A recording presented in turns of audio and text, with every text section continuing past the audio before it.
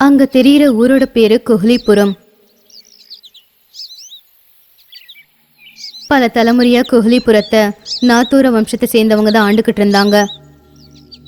அந்த ஊரோட ஜமீன்தார் அந்த ஊருக்கு தலைவரான கேசவ்நாத்துக்கு ஒரே ஒரு பொண்ணு பிரியாமணி. எல்லாரும் அவளை செல்லம்மா பிரியா அப்படின்னு கூப்பிடுவாங்க. பிரியா ரொம்ப அழகான பொண்ணு. அவ அந்த வீட்டுக்கு ஒரே பொண்ணுங்கிறதுனால ரொம்ப செல்ல கொடுத்து வளர்த்திருந்தாங்க. பிரியா நல்லவதான், ஆனா ரொம்ப குறும்புக்கார பொண்ணு. சில நாட்கள்ல பிரியாவோட கல்யாணம்.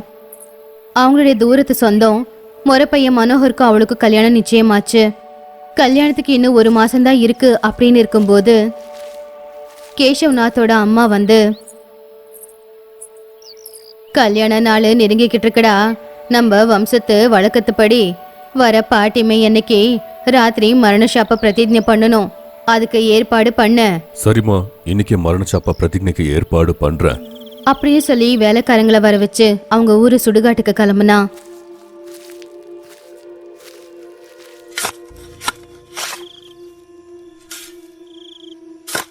பாட்டிமை அன்னைக்கு ராத்திரி நேரம் கேசவ்நாத் வீட்டு வேலைக்காரன் அவங்க வீட்டுக்கு மேல இருந்து சத்தமா பீப்பி ஊதுக்கிட்டு இருந்தான். அந்த சத்தத்தை கேட்டது ஊர்க்காரங்க எல்லாருமே செஞ்ச வேலையை அப்படியே நிப்பாட்டிட்டு எல்லாரும் வீட்டுக்குள்ள போய் கதவை சாத்திக்கிட்டாங்க. பயங்கரமா இருட்டாயிடுச்சு. ஊர் எல்லாமே அமைதியா மாறிடுச்சு. வேலைக்காரங்க முன்னாடி லேந்தர் பிடிச்சிட்டு நடந்து போய்கிட்டு இருக்கும்போது அவங்களுக்கு பின்னாடி கேசவ்நாத் நடந்து போய்கிட்டு இருந்தான்.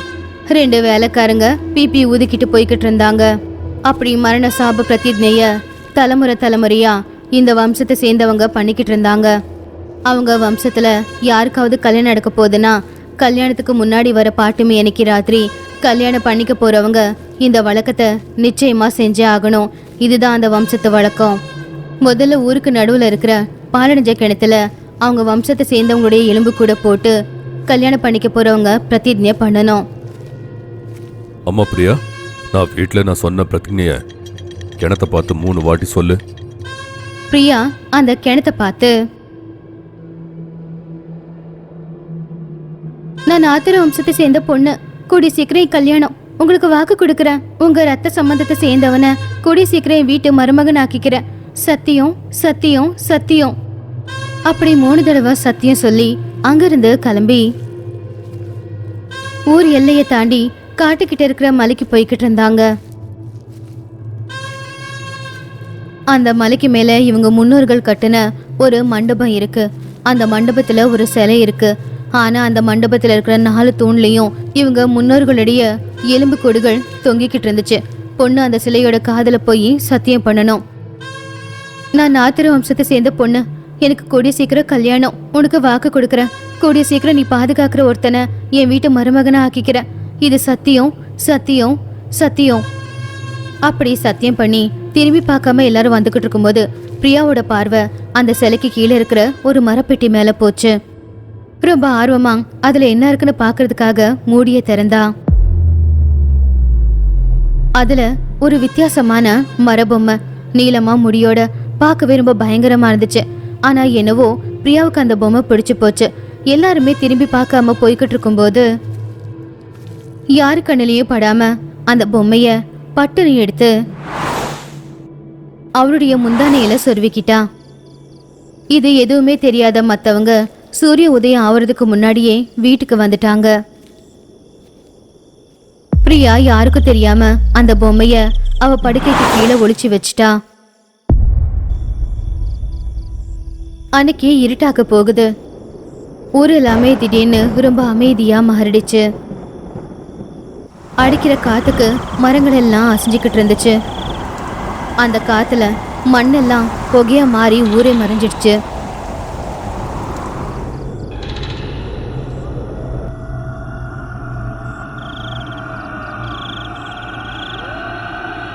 நல்லா தூங்கிக்கிட்டு இருந்த பிரியாவோட காதுல யாரோ ஏதோ சொன்ன மாதிரி அவளுக்கு தோணி அவ எழுந்திருச்சா.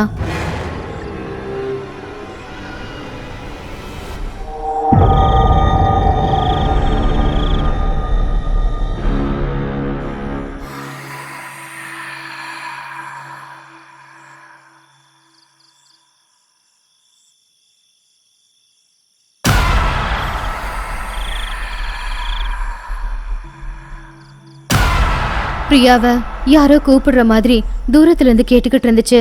பிரியா, உன்னதா பிரியா, வா என்கிட்ட சீக்கிரமா வா.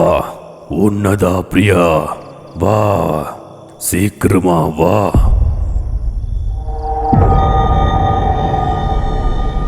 அந்த குரல் கேட்டு தூக்கத்திலே நடந்து போய்கிட்டு இருந்தா பிரியா. அவ எங்க போறா என்ன பண்றா அப்படின்னு தெரியாம பிரியா நடந்துகிட்டே ஊருக்கு நடுவுல இருந்த அந்த பாலடைஞ்ச கிணத்துல விழுந்துட்டா.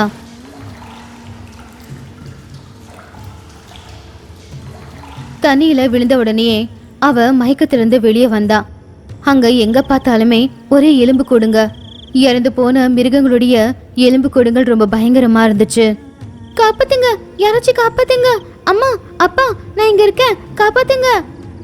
அப்பதான் கிணத்துக்கு மேல திடீர்னு ஒரு உருவம் வந்து நின்னுச்சு. பயப்படாத பிரியா, நான் உன்னை காப்பாத்துவேன். என் கைய பிடிச்சுக்கோ. காப்பாத்து, என்ன காப்பாத்து. கண்டிப்பா காப்பாத்துவேன்.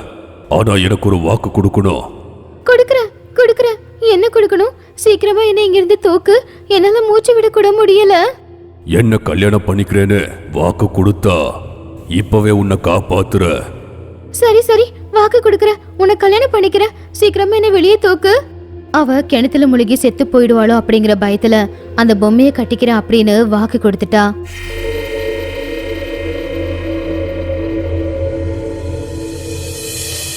இது வரைக்கும் அவ பார்த்தது எல்லாமே கனவுன்னு தெரிஞ்சதுக்கு அப்புறம் தான் அவ இதய துடிப்பே அமைதியாச்சு.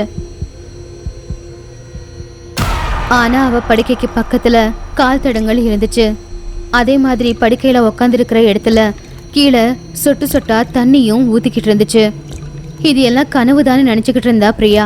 ஆனா படுத்துக்கிட்டு இருக்கிற அவ துணி எப்படி நனைஞ்சுது, அவ படுக்கைக்கு பக்கத்துல நனைஞ்சு போயிருந்த அவளுடைய காலடி தடங்கள் எப்படி வந்துச்சு அப்படிங்கறத பத்தியெல்லாம் எதுவுமே யோசிக்கல பிரியா.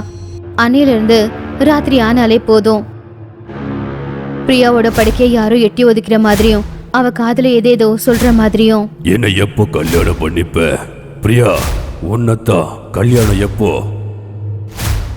அவளுக்கு என்ன நடக்குது, யார் அவளை பயமுறுத்துறாங்க, இது எதுவுமே பிரியாவுக்கு புரியல. இப்படி இருக்கும்போது ஒரு நாள் ராத்திரி அந்த சத்தத்தை கேட்டு வீட்டுல இருக்கிற எல்லாரும் பிரியாவோட அறைக்கு போனாங்க. படுக்க மேல காத்துல பேய் மாதிரி பறந்துகிட்டு இருந்த பிரியாவை பார்த்து எல்லாருமே பயந்துட்டாங்க. அடுத்த நாள் அவங்களுக்கு தெரிஞ்ச மந்திரவாதியை கூட்டிக்கிட்டு வந்தாங்க. ஆனா பிரியாக்குள்ள இருக்கிற அந்த பேய அந்த மந்திரவாதியால துரத்த முடியல. பிரியா இன்னும் பேய் மாதிரி காத்துல தான் மிதந்துகிட்டு இருந்தா. இது ரொம்ப சக்திசாலியான ஒரு பிரேதாத்மாவா இருக்கு. என்னோட சக்தி இதுகிட்ட வேலை செய்யல. நீங்க ஒண்ணு பண்ணுங்க, இப்பவே மதுரால இருக்கிற மந்திர பாட்டி கிட்ட கூட்டிட்டு போங்க, ஜாக்கிரதை. அந்த மந்திரவாதி அப்படி சொன்னதும் வண்டியில பிரியாவை ஏத்திக்கிட்டு எல்லாரும் மதுராவுக்கு கிளம்புனாங்க. ஆனா பாட்டி வேதாள மலையில இருக்காங்கன்றது தெரிஞ்சுக்கிட்டு ஒரு நொடி கூட தாமதிக்காம சீக்கிரமா வேதாள மலைக்கு போய் சேர்ந்தாங்க. வேதாள மலைக்கு போன உடனே பிரியா உடம்புக்குள்ள இருந்த அந்த பேய் அவளை விட்டுட்டு போயிடுச்சு. அதுக்கப்புறம் பிரியாவை பாட்டி கிட்ட கூட்டிட்டு போய் நடந்ததே எல்லாத்தையுமே பாட்டி கிட்ட சொன்னா கேஷவ்நாத். பயப்பட வேண்டிய அவசியம் இல்ல, உன் பொண்ணோட உடம்புக்குள்ள இப்ப அந்த பேய் இல்ல. நீங்க வேதாள மலையில அடி எடுத்து வச்ச உடனே அந்த பேய் அவளை விட்டுட்டு போயிடுச்சு. ஆனா அதை நிரந்தரமா அழிக்கலனா மறுபடியும் உன் பொண்ணோட உடம்புக்குள்ள புகுந்துடும். நீங்க தான் எனக்கு உதவி பண்ணணும் பாட்டி. என் பொண்ணு அந்த பேய் கிட்ட இருந்து நீங்க தான் காப்பாத்தி ஆகணும். அந்த பேயை இப்பவே நாசமாக்குங்க. எவ்வளவு காசு செலவானாலும் பரவாயில்ல. உன் பணம் யாருக்குடா வேணும்? நான் உன்கிட்ட கேட்டனா? மன்னிச்சிரு பாட்டி, என் நோக்கம் அது இல்ல. உங்களை காசு கொடுத்து வாங்க நினைக்கல. என் பொண்ணு மேல இருந்த என் பாசம் அப்படி என்ன பேச வச்சிடுச்சு. என்ன மன்னிச்சிருங்க. சரி, மன்னிச்சிட்டேன் போ. ஆமாடி பிரியா, உனக்கு பேய் எப்படி பிடிச்சதுன்னு உனக்கு தெரியுமா? இல்ல பாட்டி, 2 நாளைக்கு முன்னாடி படுத்து இப்பதான் எழுந்திருச்ச மாதிரி இருக்கு. 2 நாளைக்கு முன்னாடி உனக்கு ஏதாவது சந்தேகமா மர்மமா தோணுச்சா? இல்லனா உனக்கு ராத்திரியில கெட்ட கனவு ஏதாவது வந்துச்சா?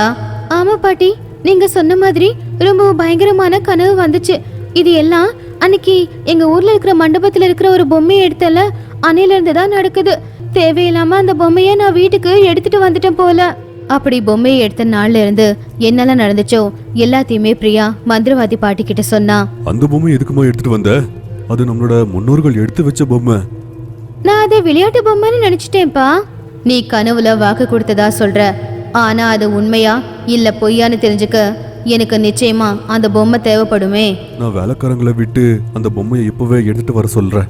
வேண்டாம், இந்த நேரத்துல வேதாள மலையை நீங்க தாண்டி போனா உங்களுக்கு எந்த நேரம் வேணும்னாலும் அந்த பேயால ஆபத்து வரலாம். அத நான் பாத்துக்கிறேன் அப்படின்னு சொல்லி பூனை பேய வர சொல்லி அந்த பொம்மையை எடுத்துட்டு வர சொல்லி சொன்னாங்க. உடனே பூனை பேயும் கோஹலிபுரத்துக்கு போய்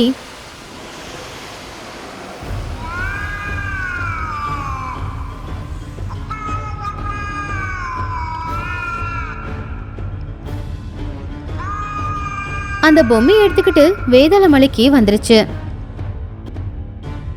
அந்த பொம்மையை வேதாளத்துக்கு முன்னாடி வச்சு பூஜை செய்ய ஆரம்பிச்சாங்க.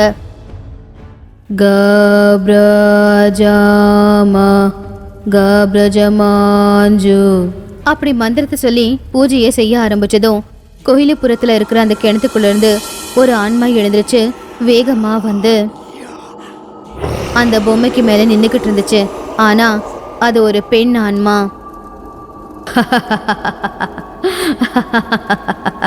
நீங்க கொடுத்த வாக்கு நிறைவேற்ற இன்னும் உங்களுக்கு எவ்வளோ நேரண்டா வேணும்?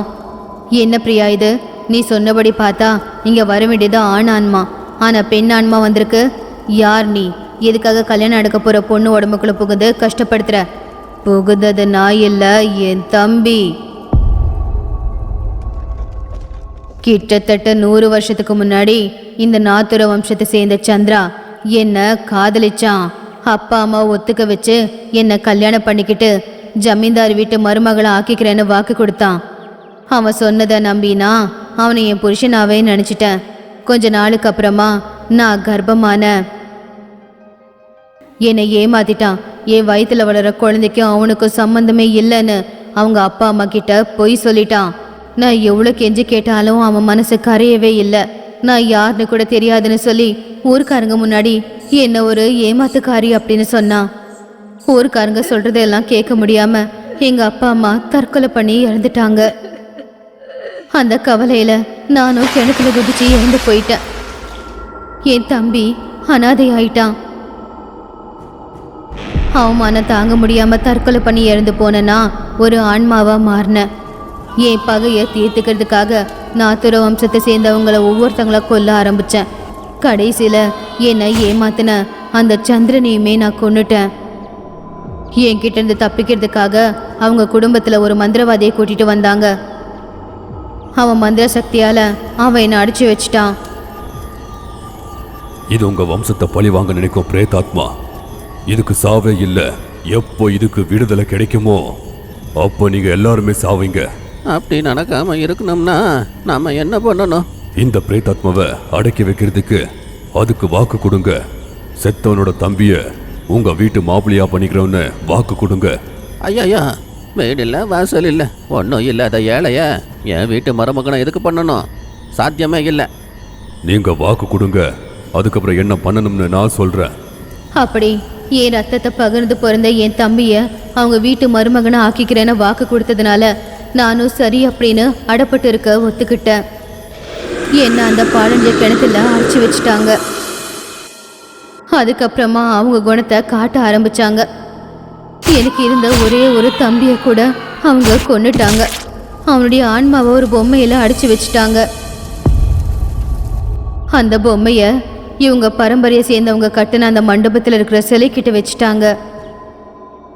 எங்க 2 பேரும் ஆண்மக்களும் எப்பவுமே வெளியில வந்துடக்கூடாதுங்கிறதுக்காக அவங்க குடும்பத்துல யாருக்கு எப்ப கல்யாணம் நடந்தாலும் எங்க 2 பேருக்கிட்டையும் வந்து நீங்க விருப்பப்பட்டதை நாங்க செய்யறோம் அப்படின்னு பொய் சத்தியம் செய்ய ஆரம்பிச்சாங்க. அப்படி பொய் சத்தியம் வச்சு இத்தனை நாள் எங்க ஆன்மாவை அடிச்சே வச்சிருந்தாங்க. ஆனா பாவம் இந்த பொண்ணு, அவளுக்கு விஷயம் எதுவும் தெரியாம பொம்மையில அடப்பட்டிருந்த என் தம்பியை கொண்டு போய் அவ வீட்டுல வச்சுக்கிட்டா. என் தம்பியை கட்டிக்கிறேன்னு வாக்கு கொடுத்துருக்கா. உன் தம்பியோட ஆன்மா எங்க இருக்கு? என் தம்பியோட ஆன்மா பிரியா கட்டிக்க போற மனோகர் உடம்புக்குள்ள தான் புகுந்திருக்கு. இன்னும் கொஞ்ச நேரத்துல மனோகர் ரத்தம் கக்கி செத்து போவான். நான் இருக்கும்போது அப்படியெல்லாம் நடக்காது அப்படின்னு சொல்லி அந்த ஆன்மாவை மலையிலேயே அடிச்சு வச்சுட்டு எல்லாருமே அங்கிருந்து கோயிலுப்புறத்துக்கு போய் சேர்ந்தாங்க. மந்திரவாதி பாட்டிக்கு முன்னாடி பிரியா மனோகருக்கு கல்யாணம் நடந்துச்சு. மனோகர் உடம்புக்குள்ள இருந்த ஜங்காவோட ஆன்மாவுக்கு அவங்க வம்சத்தை சேர்ந்தவங்க கொடுத்த வாக்கு நிறைவேறிடுச்சு. உடனே அவனுடைய ஆன்மாவுக்கு சாந்தி கிடைச்சு அவன் வெளியில வந்து காத்தோட காத்தா கலந்துட்டான். மந்திரவாதி பாட்டி வேதாள மலைக்கு வந்து நடந்தது எல்லாத்தையுமே ஆன்மா கிட்ட சொன்னாங்க. உயிரோட இருந்த என் தம்பியை கொன்னு அவன் ஆன்மாவை ஒரு உடம்புக்குள்ள புகுந்ததுக்கு அப்புறம் அவனை கல்யாணம் பண்ணிக்கிறதா சொல்லி திருட்டு கல்யாணம் பண்ணிருக்கீங்க. இதை என் தம்பியோட ஆன்மா ஏத்துக்கும். நான் ஏத்துக்க மாட்டேன். நான் அவங்கள எப்பவுமே மன்னிக்க மாட்டேன். அவங்க முன்னோர்கள் செய்த தவறுக்கு இப்போ வாழ்ந்துக்கிட்டு இருக்கிறவங்கள தண்டிக்கிறது தப்பு. உன்னை ஏமாத்தினவங்கள தான் நீ அன்னைக்கே கொண்டு போட்டுட்டியே. உங்க வீட்டில் 4 உயிர் போடுறதுக்கு அவங்க வீட்டில் 4 உயிரை எடுத்துட்டல.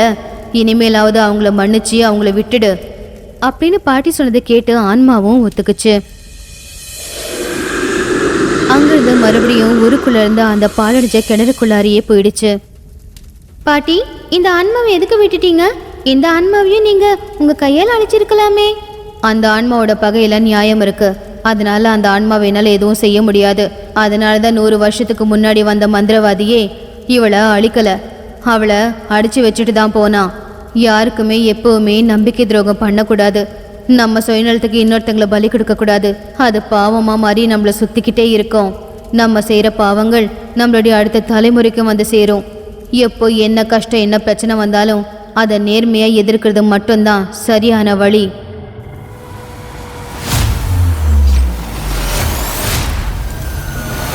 இந்த கதையில யார் குற்றவாளி?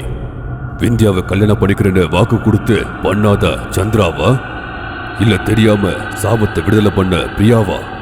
பதில் தெரிஞ்சும் கூட சொல்லாம போனா மந்திர பாட்டிக்கு சக்தி குறைஞ்சிடும். ஜாக்கிரதை. பதில் சொல்லுங்க.